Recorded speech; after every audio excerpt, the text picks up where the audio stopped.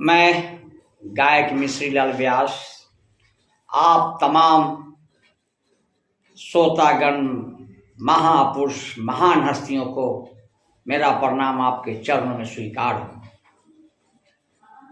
आप महान हस्ती मुझे जो प्यार दिया है यानी मिश्री लाल जी को, मैं इसका आजीवन आभारी रहूँगा। आप न होते तो मिश्री लाल नहीं होता, मिसरिया में ही समेट के रह जाता।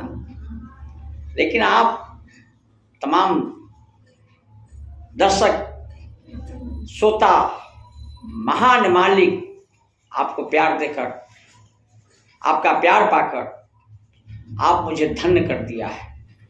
मैं आजीवन आपका आभारी रहूं। जितना भी आपका मैं बड़प्पन करूं शब्द कम है, क्योंकि प्यार मुझे कितना आप लोग दिए हैं वो मुझे पता है।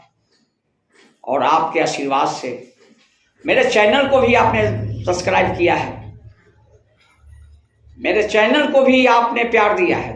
रूबरू तो देखबे किए हैं, लाइव प्रोग्राम देखे हैं, स्टेज प्रोग्राम आप देखते हैं। मेरे चैनल को भी आपने प्यार दिया है इतना कि मेरा चैनल तो बाप रे बाप, हमको उम्मीद भी नहीं था कि आप इतना प्यार आप लोग देंगे।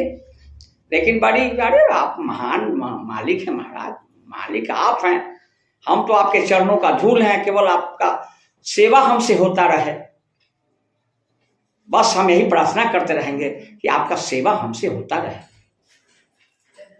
इसीलिए हम धन्य हैं, क्योंकि आप और हम दोनों आदमी जुड़कर बस आप प्यार देते रहे, हम आपका सेवा करते रहे, इसी में मेरा भलाई है।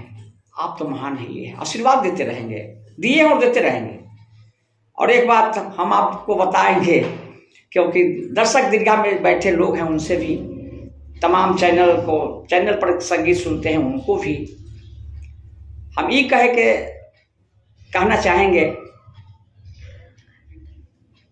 कि अब चैनल पर थोड़ा सा दूसरा चीज़ भी आ सकता है। दिन भर का वर्क है, मेरे अपने लाइफ से जुड़ा हुआ चीज़ है, अपनी जीवनी में रखूँगा। मैं कितना गरीबताई से गुजरा हूँ इसको भी मैं बताऊँगा, जब मैं कितना मेरा अपना बैकग्राउंड बताऊँगा। कहने का मतलब हम अपना बैकग्राउंड बताएंगे तो आपके आँख से आंसू आ जाएगा, मुझे अंदाज है।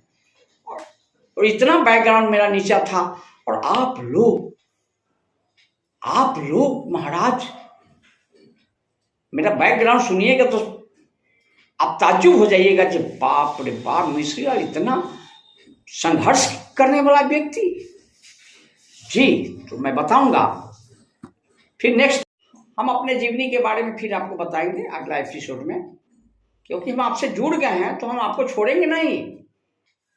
आप छोड़ना चाहिएगा तो हम नहीं छोड़ेंगे, इसको जान लीजिए भाई बात। और आप काहे छोड़िएगा, मिश्री तो मीठा होता रहता है। हम अगला एपिसोड में भी आपको कुछ ना कुछ बात को रखते रहेंगे। धन्यवाद।